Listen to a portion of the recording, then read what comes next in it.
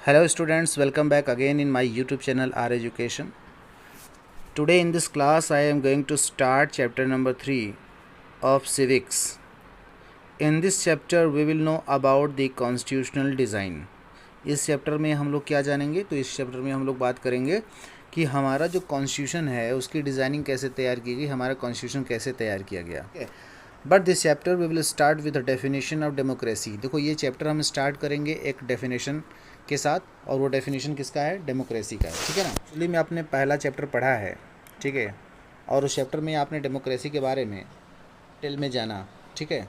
लेकिन जब तक आप डेमोक्रेसी के बारे में नहीं जानेंगे, डेमोक्रेसी का डेफिनेशन नहीं जानेंगे, तब तक आपको कॉन्स्टिट्यूशन का रिक्वायरमेंट समझ में नहीं आएगा कि कॉन्स्टिट्यूशन का रिक्वायरमेंट क्या है. तो चलिए स्टार्ट करते हैं.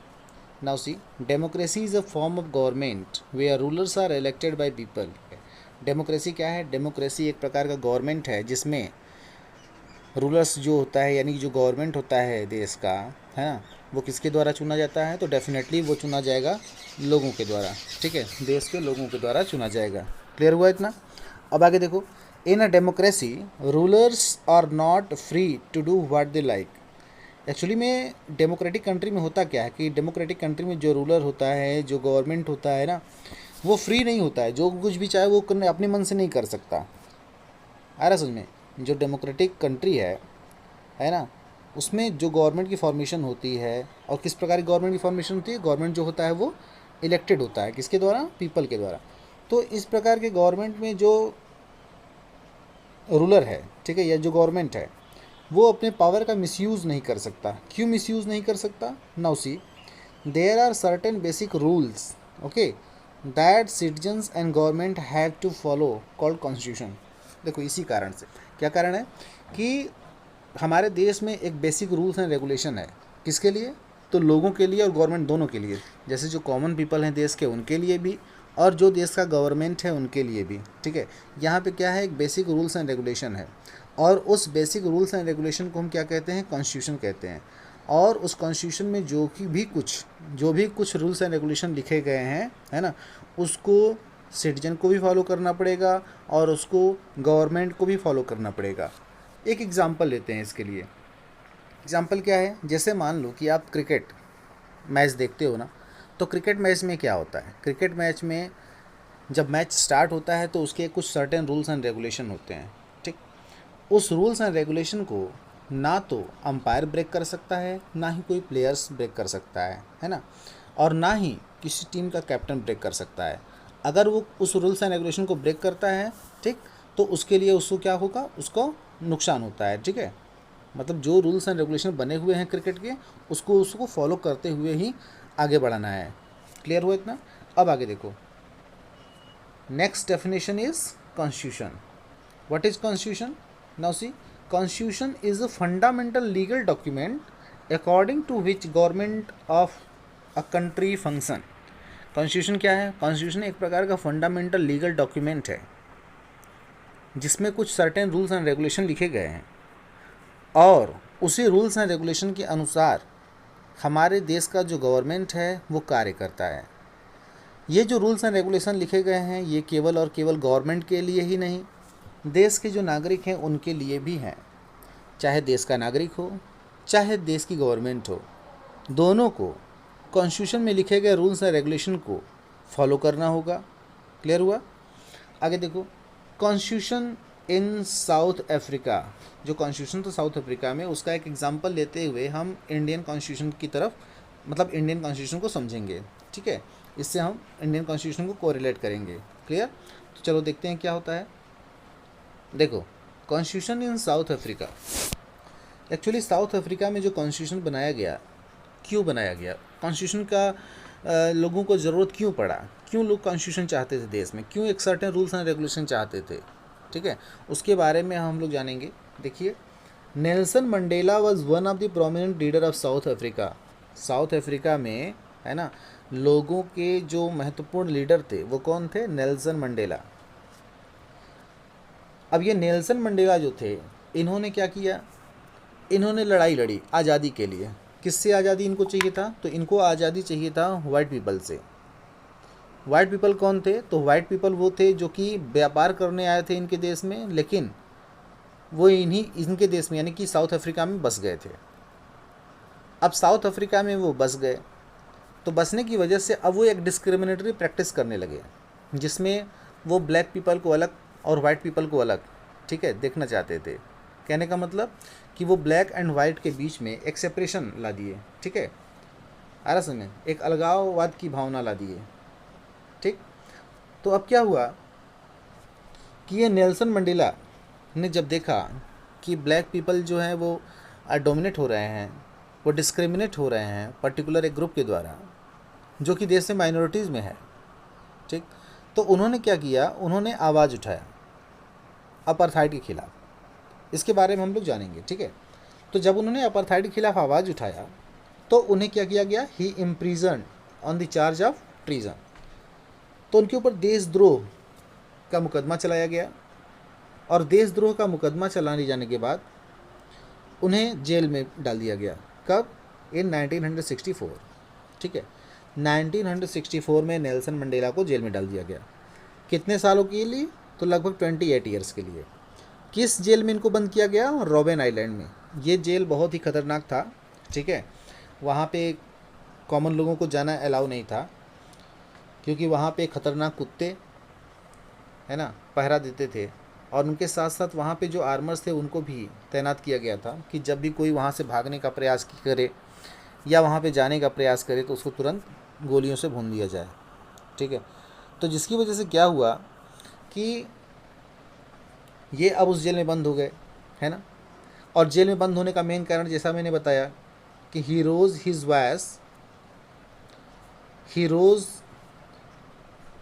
वॉइस अगेंस्ट अपार्थाइड, है ना।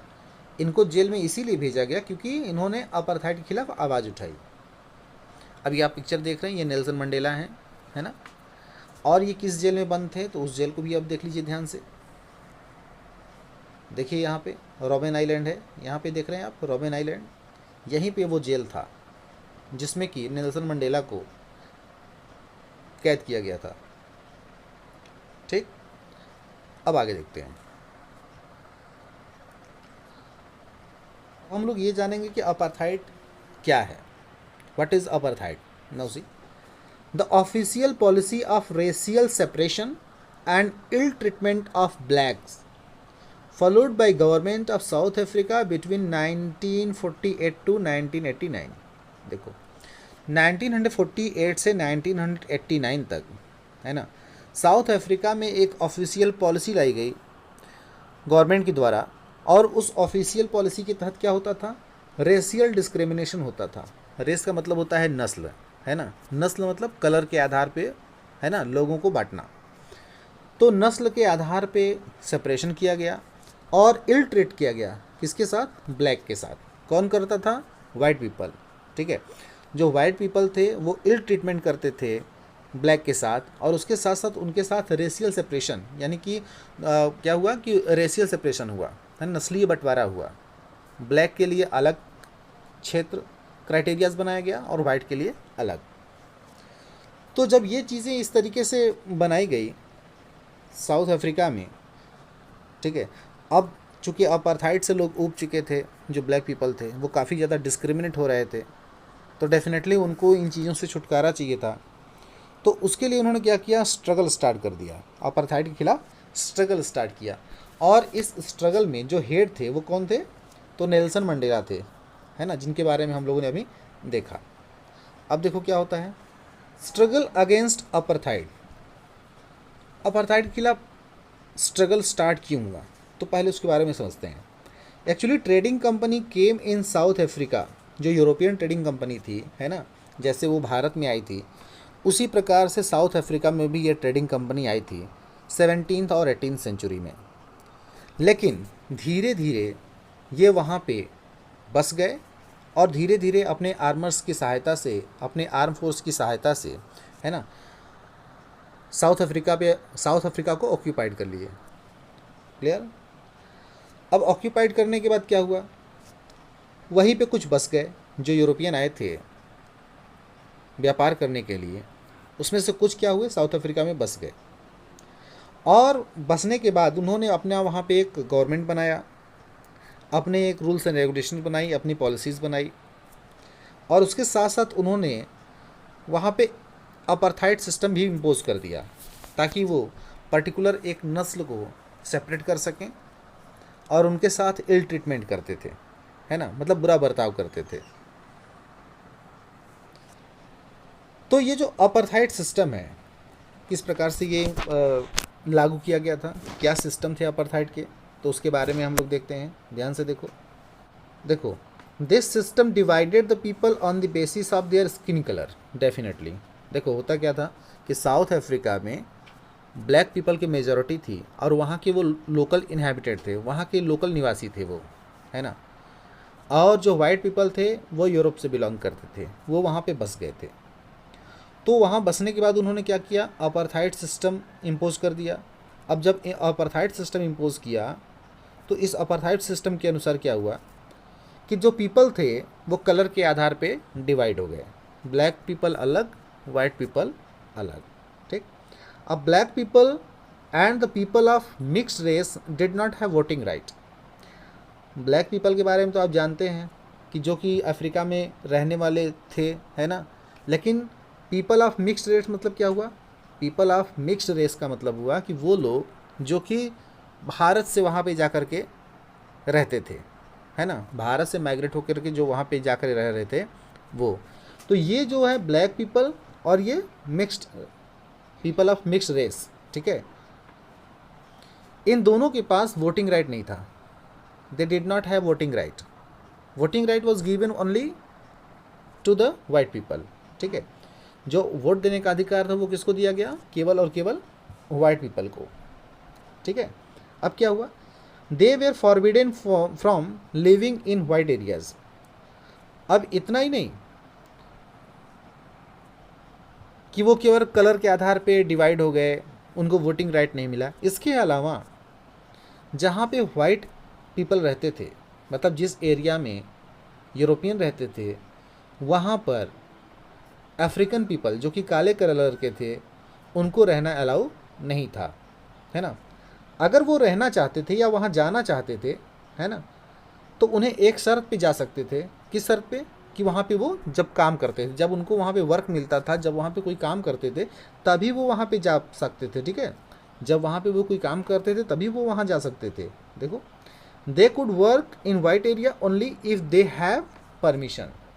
अरसल में अगर उनको यूरोपियन ने परमिशन दिया है कि वहाँ पे जाके कार्य कर सके तभी वो वहाँ जा सकते थे, otherwise black people did not allowed to go, okay, in the area where white people reside. जहाँ पे वाइट पीपल रहते थे वहाँ पे ब्लैक पीपल को अलाउ नहीं था। इवन देखो, जो ट्रेन था, बस था, taxis, hotel, hospital, school, college, library, cinema hall, theatres, beaches, swimming pool ना, पब्लिक टॉयलेट्स, ये सारी चीज़ें अलग अलग बनाई गई थी। वाइट पीपल के लिए अलग, ब्लैक पीपल के लिए अलग। कहने का मतलब black people can't use these things, okay, which were used by the whites. अगर ये चीज़ें, इसमें से कोई भी चीज़ अगर वाइट पीपल यूज़ कर रहा है तो ब्लैक पीपल को ये अलाउ नहीं था कि वो उन चीज़ों को यूज़ करें, ठीक। उनके लिए सारी व्यवस्थाएं अलग थी और जो यूरोपियन के लिए व्यवस्था थी वो काफ़ी अच्छी होती थी, लग्जरी व्यवस्थाएं होती थी। इतना क्लियर हुआ। अब आगे देखो,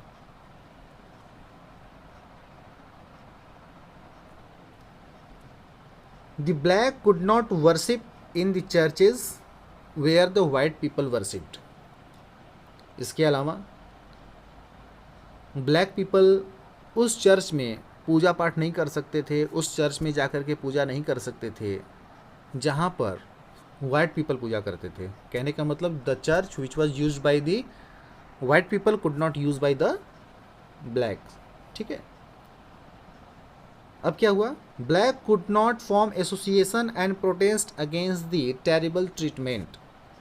मान लो कि कभी ब्रिटिश ने, चूँकि ब्रिटिश जो थे वो या यूरोपियन जो थे वो हमेशा ऐसी पॉलिसीज़ लाते थे जिससे कि ब्लैक पीपल को हमेशा क्या होता था, परेशानी होता था, वो हमेशा इल ट्रीट किए जाते थे, है ना।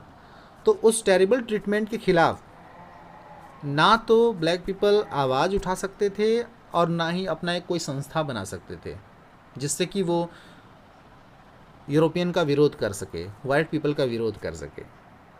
ठीक है, तो इस तरीके से हमने देखा कि जो अपार्थाइड सिस्टम था वो इस प्रकार से प्रैक्टिस किया जाता था। कहाँ पे? साउथ अफ्रीका में। ठीक,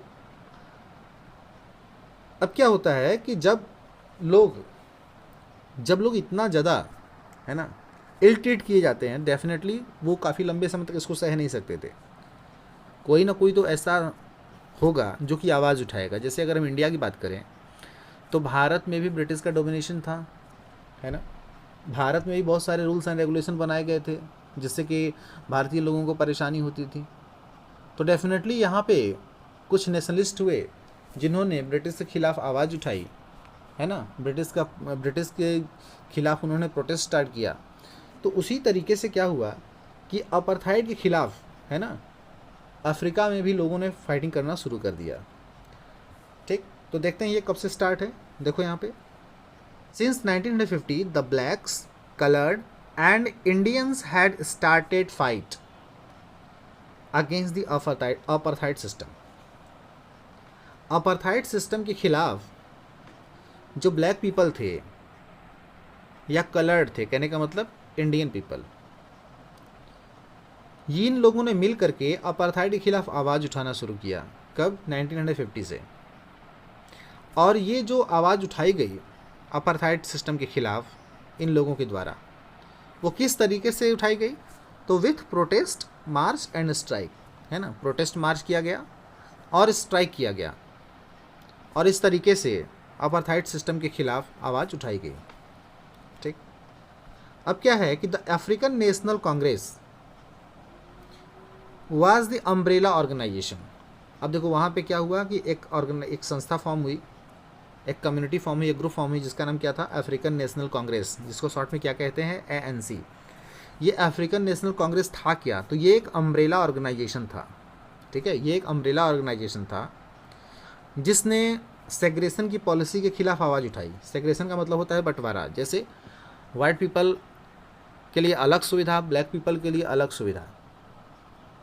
ठीक है, तो इसके खिलाफ, यानी कि जो सेग्रेशन है, जो बंटवारा है, इसके खिलाफ आवाज़ उठाई गई। किसके द्वारा? अफ्रीकन नेशनल कांग्रेस के द्वारा, जिसको क्या कहा जाता, जो क्या था? एक अम्ब्रेला ऑर्गेनाइजेशन था। अब ये अम्ब्रेला ऑर्गेनाइजेशन है क्या? तो इसके बारे में देख लेते हैं। Umbrella organization is an organization or party which provides an identity to a small organization. ये अम्ब्रेला ऑर्गेनाइजेशन क्या है? एक ऑर्गेनाइजेशन है ना, या एक पार्टी है जिसको कह सकते हैं, या तो एक पार्टी कह सकते हैं या एक ऑर्गेनाइजेशन है ये, जो कि छोटे छोटे ऑर्गेनाइजेशन को क्या करती है? एक आइडेंटिटी प्रोवाइड करती है ना, एक पहचान देती है। जैसे मान लो कि अफ्रीकन नेशनल कांग्रेस क्या है? एक अम्ब्रेला ऑर्गेनाइजेशन है। कहने का मतलब कि अफ्रीकन नेशनल कांग्रेस जो है ये छोटी छोटी पार्टियों से मिल करके एक पार्टी बनी हुई है ना। अब इसका मेन कार्य क्या था कि जो सेग्रेशन की पॉलिसीज लाई जा रही थी यूरोपियन के द्वारा या वाइट पीपल के द्वारा, उसके खिलाफ विरोध करना, उसके खिलाफ आवाज़ उठाना।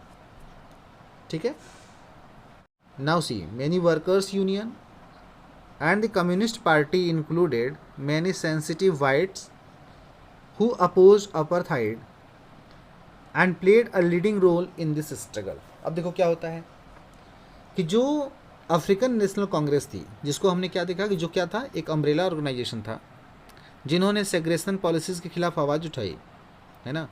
उसमें थे कौन कौन से लोग या कौन कौन उनको सपोर्ट किया? तो देखो, मैनी वर्कर्स यूनियन, ठीक है, कार्य करने वाले मजदूर थे, उनका यूनियन, और कम्युनिस्ट पार्टी देश की, और बहुत सारे वो लोग जो कि वाइट पीपल थे लेकिन वो भी नहीं चाहते थे अपार्थाइड, वो भी अपार्थाइड के अगेंस्ट में थे, है ना। उन्होंने क्या किया? इस स्ट्रगल में भरपूर सहयोग किया, है ना। इस स्ट्रगल में उन्होंने क्या किया? भरपूर सहयोग किया। फिर आगे क्या होता है? Several countries denounced apartheid as unjust and racist. और इसका विरोध केवल उस देश में रहने वाले लोगों ने ही नहीं किया, बाकी दूसरे देशों ने, है ना, इस अपार्थाइड सिस्टम को सही नहीं ठहराया, है ना। लोगों ने इसे क्या कहा? लोगों ने कहा कि ये एक प्रकार का अनजस्ट यानी अन्यायपूर्ण और रेसिस्ट है, यानी नस्ल वाद शो करता है, जिसकी वजह से बहुत सारे देशों ने भी इसका विरोध किया। ठीक, आज की क्लास में बस इतना ही, बाकी हम लोग नेक्स्ट क्लास में देखेंगे। ठीक है।